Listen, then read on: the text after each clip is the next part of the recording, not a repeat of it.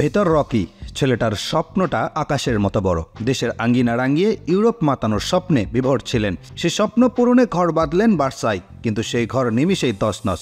যেন এক অচেনা ঝড় এসে রকির স্বপ্নের বাগানটা এলোমেলো করে দিল। কে জানতো এখন নীরবেই চোখের জল ফেলতে হবে তাকে।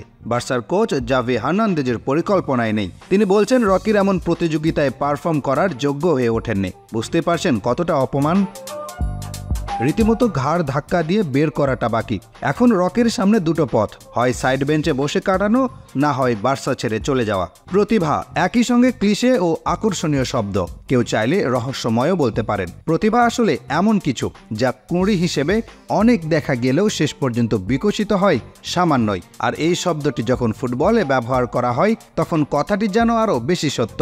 প্রতিটি মৌসুমের শুরুতে ফুটবলের আনাচে কানাচে ছড়িয়ে থাকা অসংখ্য প্রতিভার কথা শোনা যায়, কিন্তু যখন সুবাস ছড়ানোর সময় হয় তখন খুব কম জনই সেই কাজটি করতে পারেন। কিছুদিন ধরেই ব্রাজিলের ফুটবলে শোনা যাচ্ছে বেশ কিছু প্রতিভার নানা গল্প কথা। কাদের কথা বলা হচ্ছে? যারা গভীরভাবে ফুটবলের খোঁজ রাখেন তাদের বুঝে যাওয়ার কথা। সেই একজন রকি, যার সৌরভে মোহিত অনেক ব্রাজিলিয়ান দর্শক। রকি নামটা শুনলে কারো সিলভেস্টার স্ট্যালোনকে মনে পড়তে পারে। 70-এর দশকে হলিউড কিংবদন্তি অভিনীত রকি সিনেমার আলাদা একটা তাৎপর্য আছে। মুষ্টিযুদ্ধ নিয়ে বানানো এই সিরিজ সিনেমার চিত্রনাট্য স্ট্যালোনের লেখা। আমেরিকান ড্রিমস এর স্বপ্নে বিভোর তরুণদের জাগিয়ে তোলার প্রেরণা হিসেবে রকি বালবোয়া চরিত্রের জন্ম দিয়েছিলেন স্ট্যালোন। ব্রাজিলের এই রকিও তেমন স্বপ্ন দেখাচ্ছেন।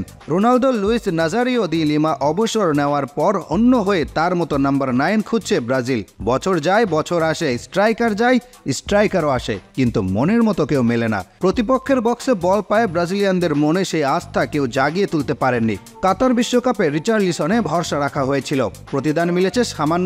আর খেলার ধরন ও দক্ষতায় রিচার্লিসনকে সরাসরি রোনালদোর মতো বলা যায় না। তবুও স্বপ্ন দেখা তো থেমে থাকে না। ব্রাজিলের স্বপ্নই দেখছে গত ফেব্রুয়ারিতে দক্ষিণ আমেরিকার অনূর্ধ্ব 20 চ্যাম্পিয়নশিপে শিরোপা জয়ের পর। কোচ রামন মেনেজেসের অধীনে সে টুর্নামেন্টে 6 গোল করে যৌথভাবে সর্বোচ্চ গোলদাতা হন রকি। এরপর মেনেজেস জাতীয় দলের অন্তর্বর্তীকালীন কোচের দায়িত্ব পাওয়ার পর প্রথম স্কোয়াড ঘোষণাতে ডেকেছেন তাকে। বাকি পথটা নির্ভর করছে তার, অর্থাৎ রকি নিজের উপর।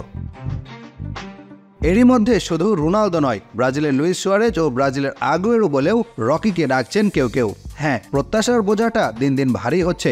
তবে রকি যেহেতু অনূর্ধ্ব 20 চ্যাম্পিয়নশিপ জিতেছেন 9 নম্বর জার্সিতে এবং শক্তিশালী শরীরের সঙ্গে পা দুটো চলে চাকর মেতো, তাই ফেনোমেনন।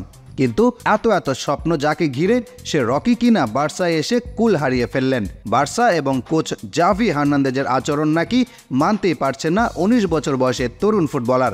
ম্যাচ টাইম তো পাচ্ছেনই না, জাভিও নাকি তার সঙ্গে কথা বলেন না। এমন পরিস্থিতিতে বার্সায় নিয়মিত খেলার সুযোগ না পেলে কিংবা আশ্বস্ত হতে না পারলে স্থায়ীভাবে ক্লাব ছাড়ার কথা ওনাকে ভাবছেন রকি। অথচ গত জানুয়ারিতে বেশ আলোচনার জন্ম দিয়ে বার্সেলোনায় আসেন ভিতর রকি। বার্সার ভবিষ্যতের তারকা হিসেবেও জোরের সঙ্গে উচ্চারিত হচ্ছিল এই ব্রাজিলিয়ান ফরওয়ার্ডের নাম।